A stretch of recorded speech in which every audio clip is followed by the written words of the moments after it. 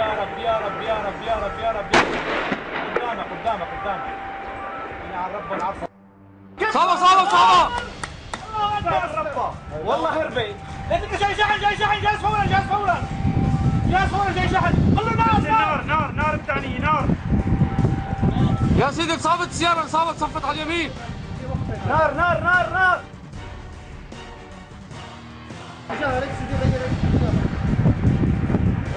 صابة صابة. دمرها دمرها والله دمرها. لا لا سيدي ليك صفت على اليسار سيدي. صابت سجلت لك اياها. وقعت وقعت سيدي وقعت. ليك وين ليه تعال شوفها. ايه سيدي ايه مسجل ايه. سيدي نزلت بالشجر. السادة بالشجر ليه؟ 77 حركت لك سيارة مليانة عناصر سيدي.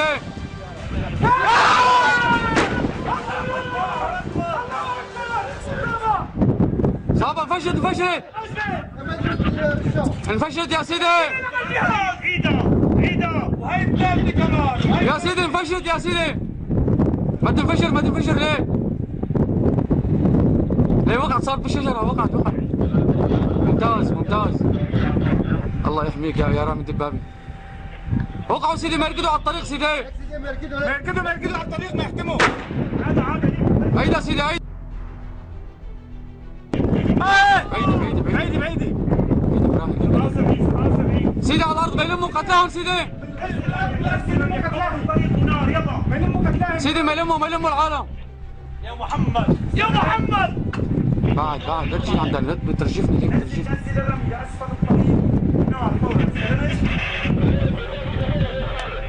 ذخيرة بده ذخيرة. خذوا له ذخيرة بسرعة. يا سيدي السيارات. خذ ذخيرة لك. هيطلع العقيد. خلي بدي 72 لك سيفين بالشجر سيدي. اضربوا بالشجر. ايه مصورة ايه. بالشجر يا سيدي اضربوا على الشجر.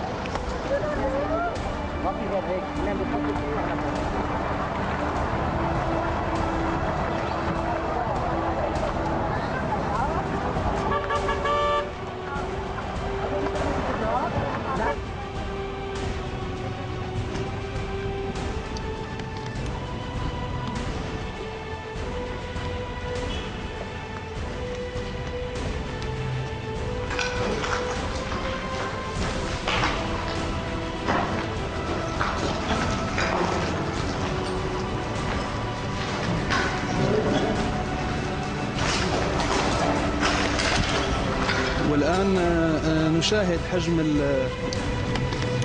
الدمار والخراب الذي استهدف دور العبادة والكنائس في بلدة كسب. هذه هي الكنيسة الأرمنية بساحة البلدة. مشاهد تروي ما قام به الإرهابيين والمرتزقة والمجموعات الإرهابية المسلحة باستهداف لها. نرى هنا كتابات طائفية.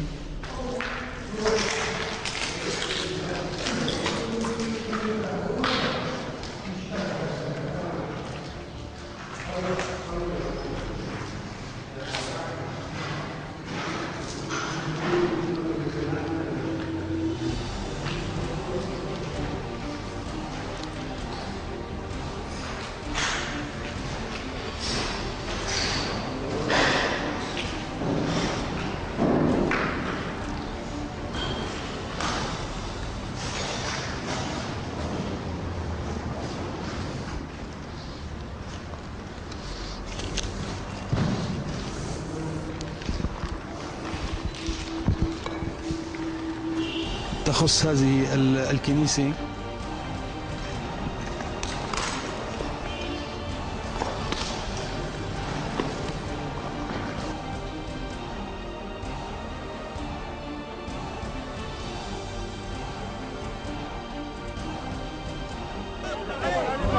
خليفة حفتر اسم مثير للجدل في ليبيا، اسم ابن قبيلة الفرجاني المترامية عروقها إلى كبرى مدن البلاد. ظهر لأول مرة عام 69 إبان إنهاء حكم الملك إدريس السنوسي على أيدي مجموعة من الضباط. كان حفتر حينها إلى جانب الزعيم الليبي الراحل معمر القذافي. ثم عاد اسم الرجل للأضواء حين قاد التدخل الليبي في تشاد، وهناك أسر قبل أن تجليه قوات أمريكية. Once a staunch supporter of Libyan dictator Muammar Gaddafi, he was cast aside during Libya's disastrous war with Chad in the 1980s, and Gaddafi abandoned Haftar and several hundred other Libyan soldiers who were held as prisoners of war. He set up a rebel brigade against the Gaddafi regime, but eventually sought asylum in the US, living a quiet suburban life in Virginia for the next 20 years, fueling speculation that he may have been involved with the CIA.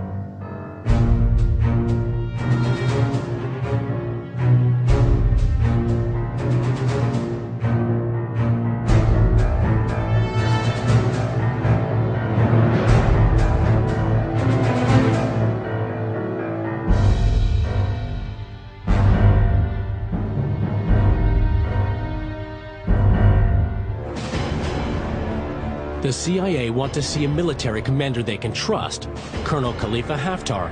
The Americans want Haftar to go back to Libya, to join the fight, to professionalize the rebellion. Once a senior leader in the Libyan army, taking on Gaddafi is personal. 254 people have died in the devastating terrorist bombing of Pan Am Flight 103 over the Scottish town of Lockerbie. Like the earlier bombing of a Berlin disco and gun attacks on civilians in European airports, the Lockerbie attack carries all the hallmarks of an operation by unhinged Libyan dictator Muammar Gaddafi. Gaddafi is deliberately and openly targeting Americans abroad. In the wake of a failed U.S. military operation to eliminate him, the CIA now turns to a new strategy.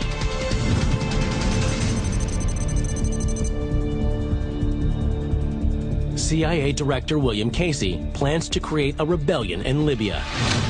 Already there have been efforts about putting together a paramilitary force of Libyans to try and have a little regime change in Libya. For 7 years, Casey has been secretly supporting Libyan opposition groups in neighboring countries, providing weapons and training. In Washington, they are pinning their hopes on a revolution to overthrow the man they call the Mad Dog, led by Khalifa Haftar and a CIA-trained force of rebels. Then events in Africa ruin the CIA's plans.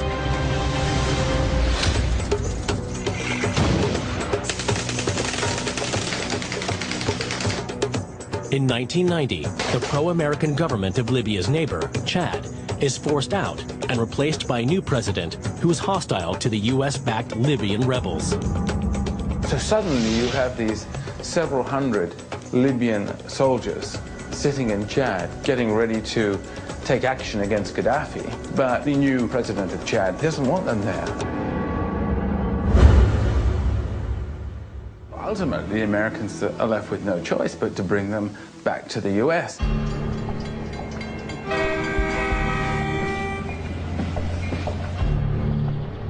The man the CIA want to lead a Libyan rebellion settles in suburban Virginia, only a short drive from CIA HQ in Langley.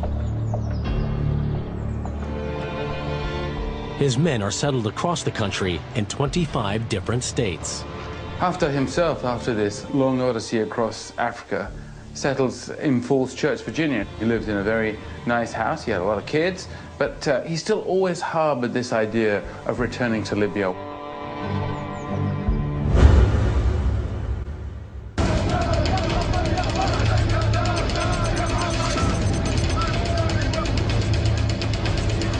A new opportunity for the CIA to deal with Gaddafi arises: the Arab Spring.